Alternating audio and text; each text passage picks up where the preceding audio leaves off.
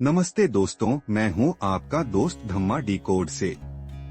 आज हम एक ऐसी किताब के बारे में बात करने जा रहे हैं जिसने न केवल भारत बल्कि पूरे विश्व के इतिहास को बदल कर रख दिया। हम बात कर रहे हैं बाबा साहेब डॉक्टर B.R. अम्बेडकर द्वारा लिखी गई महान किताब भगवान बुद्ध और उनका धम्मा, बुद्धा एंड हिज धम्मा की। यह किताब केवल एक ऐतिहासिक दस्तावेज नहीं बल्कि यह हमें भगवान बुद्ध के जीवन और उनकी शिक्षाओं को एक नए और सरल तरीके से समझने में मदद करती है। बाबा साहेब ने इस किताब को बुद्ध के धम्म को आम लोगों तक पहुंचाने के उद्देश्य से लिखा था, ताकि हर कोई इस महान ज्ञान से लाभ उठा सके। आज हम इस किताब के पहले भाग, जन्म से परिव्रज्या तक के कुछ खास अंशों पर बात करेंगे। इसमें हम जानेंगे भगवान बुद्ध के पूर्वजों, उनके जन्म और उनके शुरुआती जीवन के बारे में। तो चलिए इस ज्ञानवर्धक यात्रा की शुरुआत करते हैं। पूर्वज। तो दोस्तों, सबसे पहले हम बात करते हैं शाक्यों की राजधानी की, जिसका नाम था कपिलवस्तु। माना जाता है कि यह नाम एक बहुत बड़े विचारक और दार्शनिक कपिल मुनि के नाम पर रखा गया था। कपिलवस्तु में जयसेन नाम के एक शाक्य रहते थे। उनके एक बेटे थे जिनका नाम था सिंहनु। सिंहनु का विवाह कच्छना से हुआ था। उनके 5 बेटे थे, शुद्धोदन, धौतोदन, शुक्लोदन, शाक्योदन और अभितोदन। इन 5 बेटों के अलावा सिंहनु की 2 बेटियां भी थीं, जिनके नाम थे अमिता और प्रमिता। ये सभी एक बड़े और प्रतिष्ठित परिवार का हिस्सा थे। यह जानकर आपको शायद हैरानी न हो कि इस परिवार का गोत्र आदित्य था, जिसका अर्थ है सूर्यवंशी। यानी ये वो लोग थे जो सूर्य के वंशज माने जाते थे, जो उनके उच्च और सम्मानित स्थान को दर्शाता है। अब बात करते हैं शुद्धोदन की। उनका विवाह महामाया से हुआ था। महामाया के पिता का नाम अंजन और माता का नाम सुलक्षणा था। अंजन कोल्य वंश के थे और देवदह नामक गांव में रहते थे। यह विवाह 2 प्रतिष्ठित कुलों का मिलन था। दोस्तों, शुद्धोदन एक महान योद्धा और बहुत बहादुर व्यक्ति थे। उनकी वीरता इतनी प्रसिद्ध थी कि जब उन्होंने युद्ध में अपनी बहादुरी साबित की तो उन्हें दूसरी पत्नी रखने की अनुमति मिली और उन्होंने अपनी दूसरी पत्नी के रूप में महाप्रजापति को चुना, जो महामाया की बड़ी बहन थी। यह उस समय की एक विशेष प्रथा थी जहां शूरवीरता को बहुत सम्मान दिया जाता था। शुद्धोदन सिर्फ योद्धा ही नहीं बल्कि वे बहुत अमीर भी थे। उनकी जमीनें बहुत विशाल थीं और उनके पास ढेरों नौकर चाकर थे। कहा जाता है कि उनकी जमीन जोतने के लिए 1000 हल एक साथ चलते थे। कल्पना कीजिए कितनी जमीन होगी उनके पास। वे एक शानदार और ऐशो आराम वाला जीवन जीते थे। उनके पास एक नहीं बल्कि कई महाल थे, जो उनकी समृद्धि और शाही जीवन शैली का प्रमाण थे। सिद्धार्थ का जन्म। और फिर शुद्धोदन और महामाया के घर सिद्धार्थ गौतम का जन्म हुआ। उनके जन्म की कहानी बहुत ही अनोखी और अद्भुत है।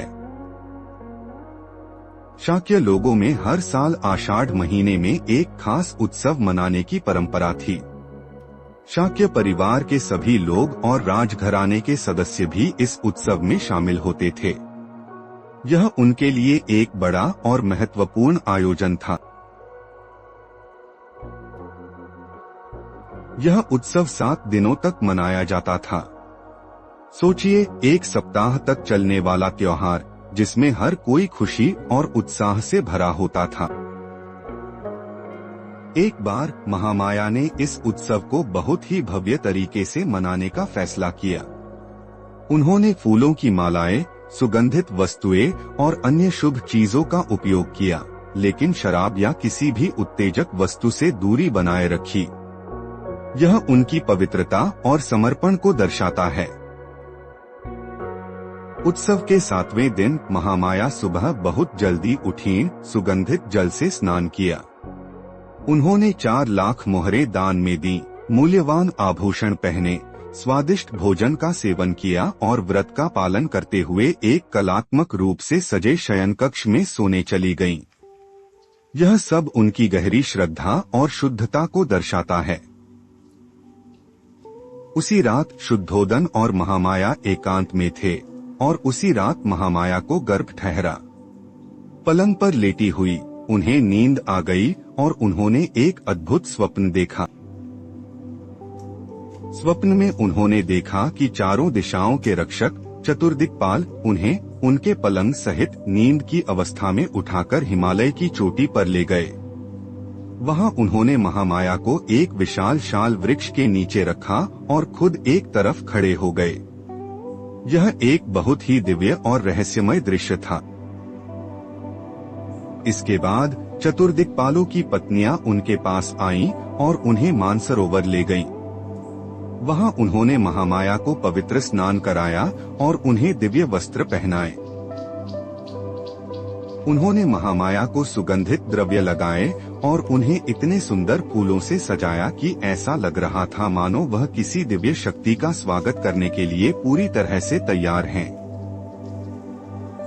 तभी सुमेध नाम के एक बोधिसत्व उनके सामने प्रकट हुए और उनसे बोले, मैंने अपना अंतिम जन्म पृथ्वी पर लेने का निश्चय किया है।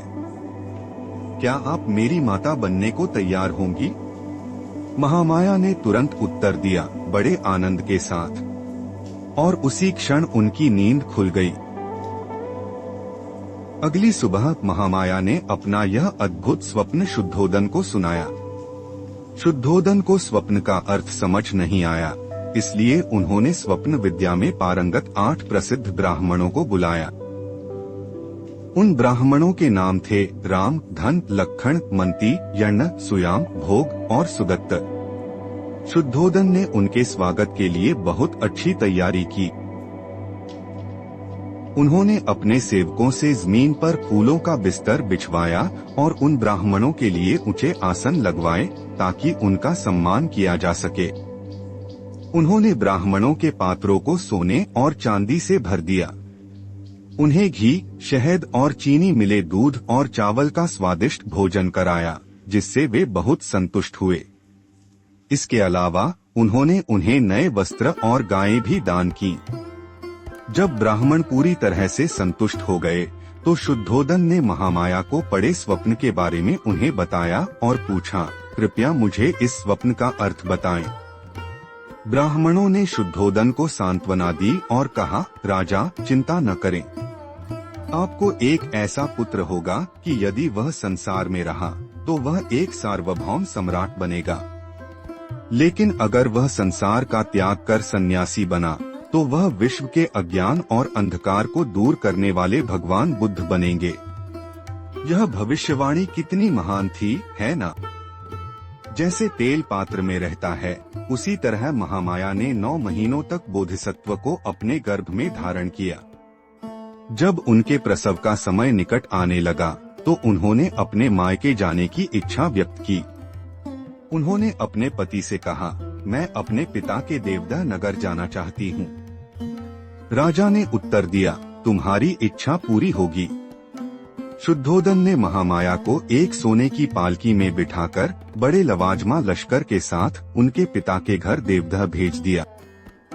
देवदह जाते समय उन्हें रास्ते में फूलों से लदे और बिना फूलों वाले पेड़ों की एक बहुत ही सुंदर और मनमोहक वनराई से होकर गुजरना पड़ा। यही था लुम्बिनी वन। जब पालकी लुम्बिनी वन से गुजर रही थी तो वह वन स्वर्ग के किसी अद्भुत चित्रलता वन जैसा या किसी महान राजा के स्वागत के लिए सजाए गए मंडप जैसा लग रहा था। यह इतना सुंदर था कि मन मोह लेता था। वहाँ के पेड़ जड़ से लेकर टहनियों के सिरे तक फूलों और फलों से लदे हुए थे। अनगिनत रंग बिरंगे भौंरे अजीबोगरीब आवाज में गुंजार कर रहे थे और तरह तरह के पक्षी मधुर स्वर में गीत गा रहे थे। यह प्रकृति का एक अद्भुत संगम था। वहाँ का मनोरम दृश्य देखकर महामाया के मन में थोड़ी देर रुककर सैर करने की इच्छा हुई।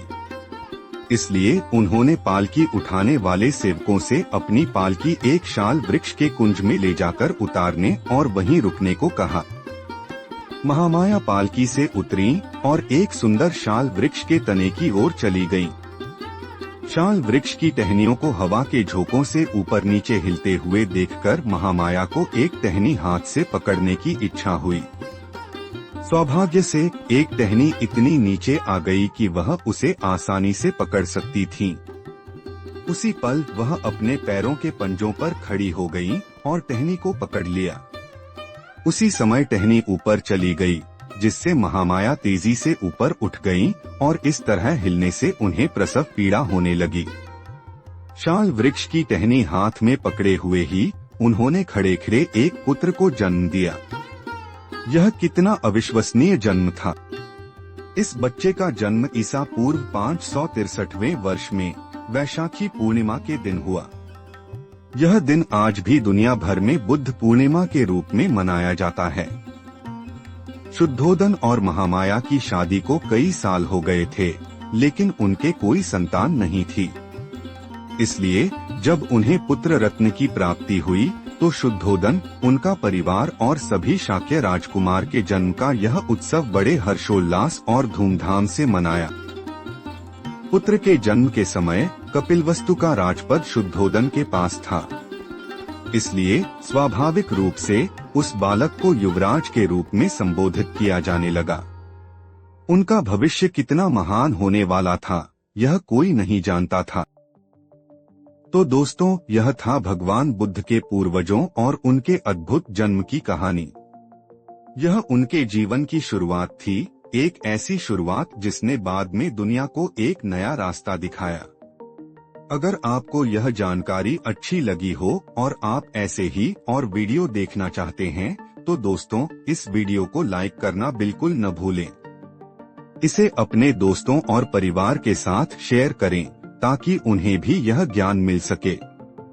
और हाँ, अगर आप हमारे चैनल पर नए हैं तो धम्म डिकोड को अभी सब्सक्राइब करें और बेल आइकॉन दबाना न भूलें ताकि आपको हमारे नए वीडियो की नोटिफिकेशन सबसे पहले मिले।